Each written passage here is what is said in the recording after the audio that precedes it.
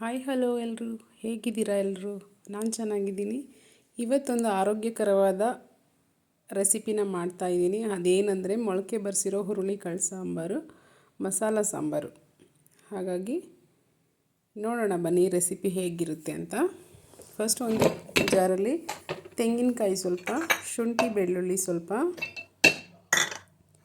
ಪುದೀನ ಕೊತ್ತಂಬರಿ ಸ್ವಲ್ಪ, ಮಸಾಲೆ ಸ್ವಲ್ಪ ಹುಣಸೆಹಣ್ಣು ಸ್ವಲ್ಪ ಹಾಕ್ಕೊಳ್ಳಿ, ಮಸಾಲೆ ಸ್ವಲ್ಪ ಹಾಕ್ಕೊಳ್ಳಿ, ಚಕ್ಕೆ ಲವಂಗ ಮತ್ತು ಒಂದು ಸ್ವಲ್ಪ ಇದು ಹುರ್ಗಡ್ಲೆ ಹಾಕ್ಕೊಂಡು ಕೋರ್ಸಾಗಿ ಗ್ರೈಂಡ್ ಮಾಡ್ಕೊಳ್ಳೋಣ. ಆನಂತರ ಒಂದು ಟೊಮೆಟೊ, ಒಂದು ಈರುಳ್ಳಿನ ಹಾಕ್ಕೊಂಡು 1 ಸ್ಪೂನ್ ಅರಿಶಿಣ ಪೌಡರು, 1 ಸ್ಪೂನ್ ಖಾರದ ಪುಡಿ ಹಾಗೂ 1 ಸ್ಪೂನ್ ಧನಿಯಾ ಪೌಡರ್ನ ಹಾಕ್ಕೊಂಡು ಪೇಸ್ಟ್ ಮಾಡ್ಕೊಳ್ಳೋಣ.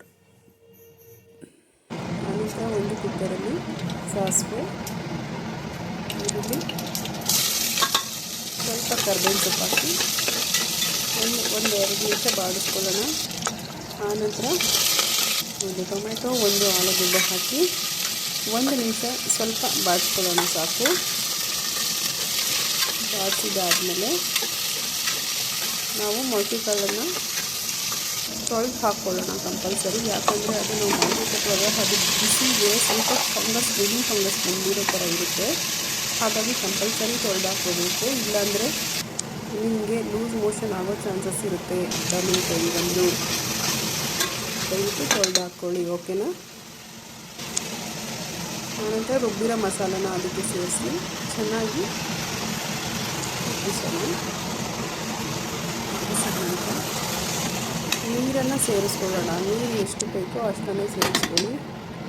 ತುಂಬ ತಿಳಿಯಾಗಿ ಮಾಡೋಕ್ಕೆ ಹೋಗಬೇಡಿ, ಯಾಕಂದರೆ ಕಾಳೊಂದು ಕಡೆ ಸಾಂಬಾರೊಂದು ಕಡೆ ಆಗಿಬಿಡುತ್ತೆ. ಹಾಗಾಗಿ ಸ್ವಲ್ಪ ಗಟ್ಟಿಗೆ ಮಾಡ್ಕೊಳ್ಳಿ. ಮತ್ತು 1 ಸ್ಪೂನ್ ಉಪ್ಪನ್ನು ಹಾಕಿ ಇನ್ನೊಂದು ಸರಿ ಚೆನ್ನಾಗಿ ಮಿಕ್ಸ್ ಮಾಡಿ ಕುಕ್ಕರ್ ಲಿಡ್ಡನ್ನು ಮುಚ್ಚಿ 5 ವಿಷಲ್ ಕೂಗಿಸೋಣ.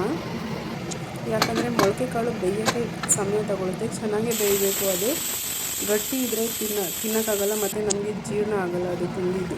ಹಾಗಾಗಿ 5 ವಿಷಲ್ ಕೂಗಿಸ್ಕೊಳ್ಳಿ. ಈಗ ನೋಡಿ ನಮ್ಮ ಸಾಂಬಾರು ರೆಡಿಯಾಗಿದೆ. ತುಂಬ ಆರೋಗ್ಯಕ್ಕೆ ಒಳ್ಳೆಯದು. ತುಂಬ ಕಡಿಮೆ ಎಣ್ಣೆ ಯೂಸ್ ಮಾಡಿ ಮಾಡೋದ್ರಿಂದ ಮುದ್ದೆಗೆ, ರೈಸ್ಗೆ ತುಂಬ ಚೆನ್ನಾಗಿರುತ್ತೆ. ಉಳಿದ್ರೆ ಚಪಾತಿ, ದೋಸೆ ಕೂಡ ಮಾಡ್ಕೋಬೋದು, ಚೆನ್ನಾಗಿರುತ್ತೆ ತಿನ್ನೋಕೆ. ಅದ್ರ ಜೊತೆ ಕೂಡ ಮನೇಲಿ ಪ್ರಯತ್ನಿಸಿ ಫ್ರೆಂಡ್ಸ್. ನನ್ನ ಚಾನಲ್ನ ದಯವಿಟ್ಟು ಸಬ್ಸ್ಕ್ರೈಬ್ ಮಾಡ್ಕೊಳ್ಳಿ, ನನ್ನ ರೆಸಿಪಿ ಇಷ್ಟ ಆಗಿದ್ದರೆ.